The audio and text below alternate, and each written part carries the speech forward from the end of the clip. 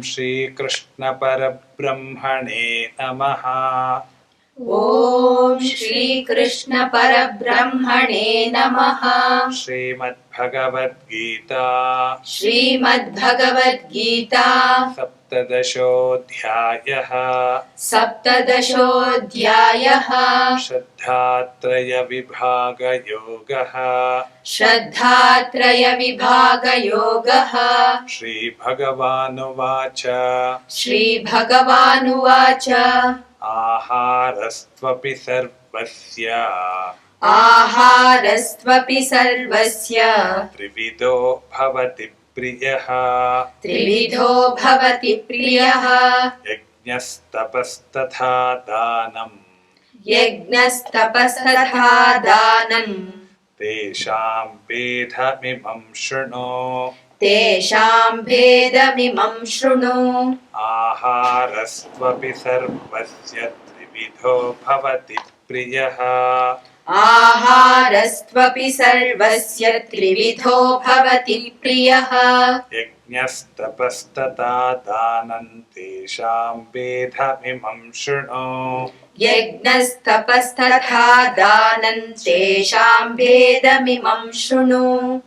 आहारस्त्वपि सर्वस्य त्रिविधो भवति प्रियः। यज्ञस्तपस्तथा दानं तेषां भेदमिमं शृणु। आहारस्त्वपि सर्वस्य त्रिविधो भवति प्रियः। यज्ञस्तपस्तथा दानं तेषां भेदमिमं शृणु।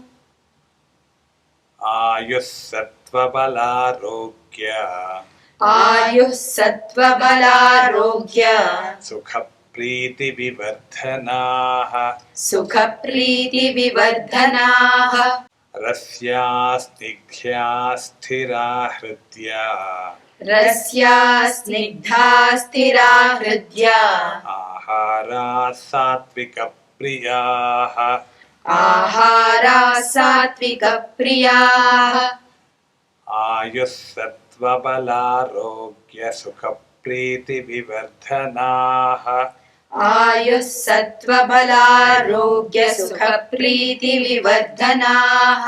रस्याः स्निग्धा स्थिरा हृद्या आहाराः सात्विकप्रियाः। रस्याः स्निग्धा स्थिरा हृद्या आहाराः सात्विकप्रियाः। आयुः सत्त्वबलारोग्य सुखप्रीतिविवर्धनाः।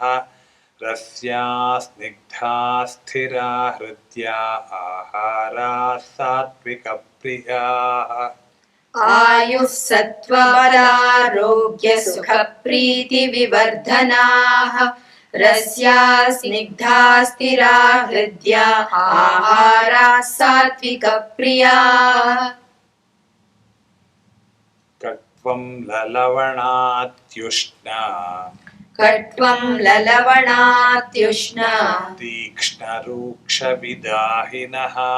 तीक्ष्णरूक्षविदाहिनः।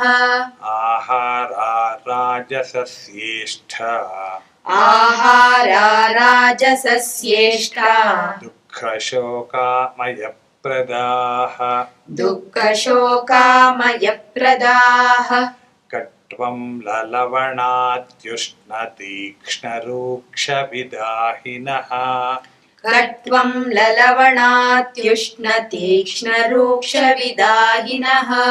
आहारा राजसस्येष्टा दुःखशोकामयप्रदाः। आहारा राजसस्येष्टा दुःखशोकामयप्रदाः।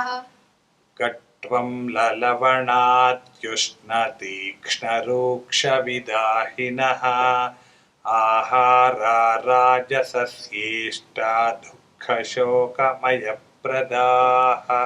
कट्वं ललवणात्युष्णतीक्ष्णरूक्षविदाहिनः। आहारा राजसस्येष्टा दुःखशोकामयप्रदाः। यातयामङ्गतरसम् यातयामङ्गतरसम् ऊतिपर्युषितं च यत् पूतिपर्युषितं च यत् उच्छिष्टमपि चामेध्यम् उच्छिष्टमपि चामेध्यं भोजनं तामसप्रियम् भोजनं तामसप्रियम् यातयामं गतरसं पूतिपर्युषितं च यत् यातयामं गतरसं पूतिपर्युषितं च यत् उच्छिष्टमपि चामेध्यं भोजनं तामसप्रियम् उच्छिष्टमपि चामेध्यं भोजनं तामसप्रियम् यातयामं गतरसं पूतिपर्युषितं च यत्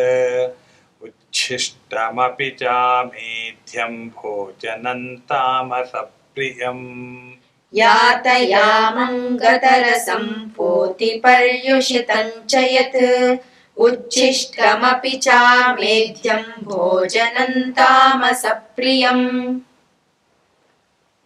अफलाकाङ्क्षिभिर्यज्ञो अफलाकाङ्क्षिभिर्यज्ञो विधिदृष्टो य युज्यते विधिदृष्टो य युज्यते यष्टव्यमेवेति मनः यष्टव्यमेवेति मनः समाधाय स सात्विकः समाधाय स सात्विकः अफलाकाङ्क्षिभिर्यज्ञो विधिदृष्टो य युज्यते अफलाकाङ्क्षिभिर्यज्ञो विधिदृष्टो य युज्यते यष्टव्यमेवेति मनः समाधाय स सात्विकः यष्टव्यमेवेति मनः समाधाय स सात्विकः अफलाकाङ्क्षिभिर्यज्ञो विधिदृष्टो य युज्यते